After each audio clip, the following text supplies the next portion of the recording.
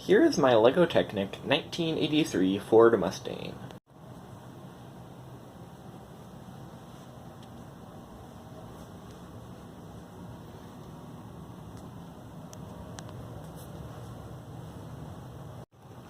It features an opening hood, opening doors,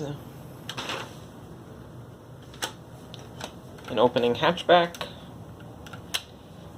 and a folding rear bench seat,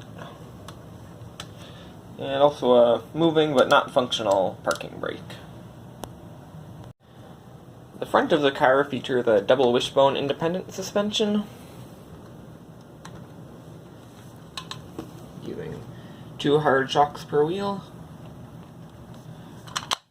Well, the rear has a 4-link live axle. I flip up the car, you can see the solid axle back here. And up front, the double wishbone design.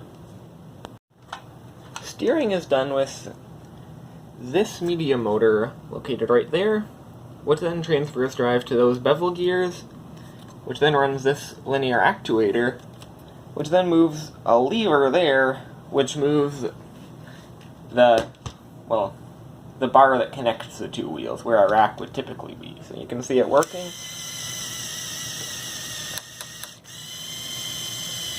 Like that.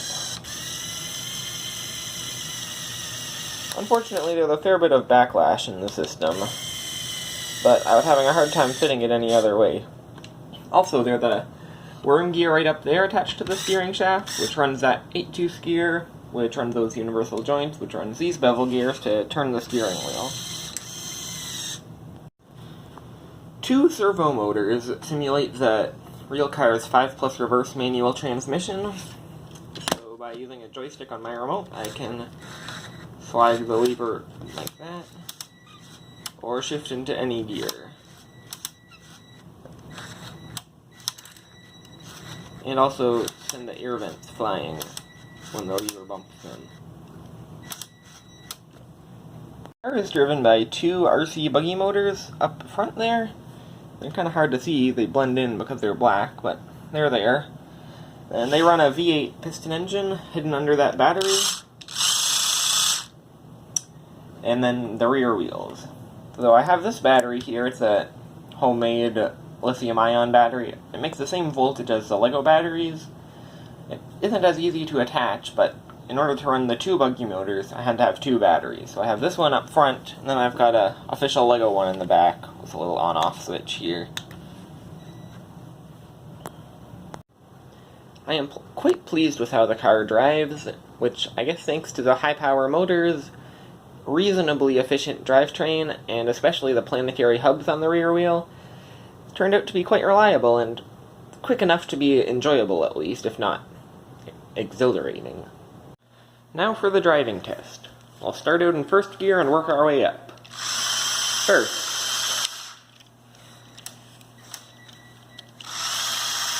Second. Third. Oops, what's going on? Third. Fourth. And 5th. And after 5th, we also have reverse.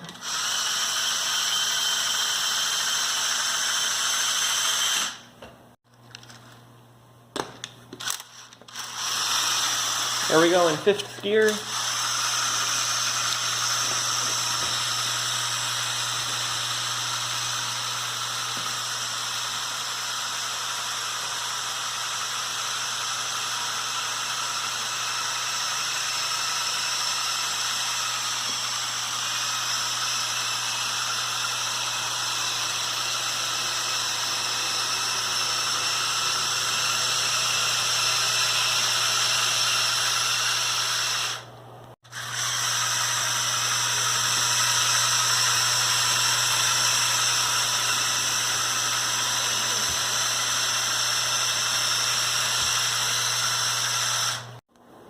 In the end, I think this model was quite successful, likely because it wasn't all that ambitious.